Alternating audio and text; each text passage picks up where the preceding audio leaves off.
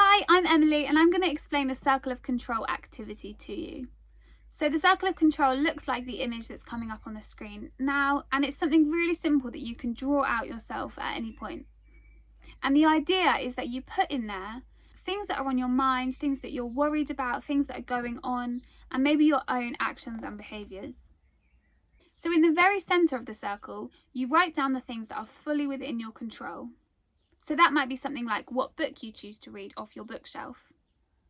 In the outer circle, you're going to write down things that you do have some control over, but are also influenced by external factors.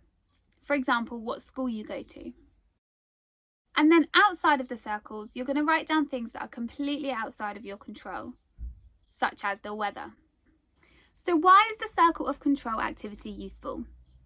Well, it might feel obvious, but it can be really helpful to recognise that so many of the things that we're worried about are actually things that are completely outside of our control.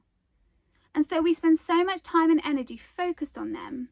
But once we recognise that we don't have control over them, we can shift our focus to the things that we can do about it and the things that we can control. So maybe it's thinking about our attitude to a situation. Maybe it's choosing to find the positive. Maybe it's thinking about our own actions in response to what happens. So what's that got to do with change? Well, the circle of control is really helpful with change because often all those changes that are happening around us are things that are completely outside of our control. At the moment, we're all facing a lot of change that none of us can do much about. But remembering those things that we do have control over, even if they're really small, can help us to feel grounded and not so overwhelmed and remind us that we do still have some control over our lives.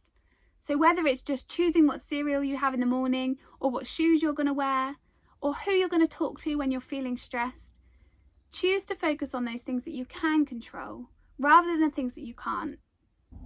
So why don't you have a go at printing out or drawing out your own circle of control and writing down some of the things that you're worried about, that you're thinking about, maybe some of the changes that you're going through, and see if you can shift your perspective, accepting those things that you can't control and instead focusing on the things that you can control and how you can control them.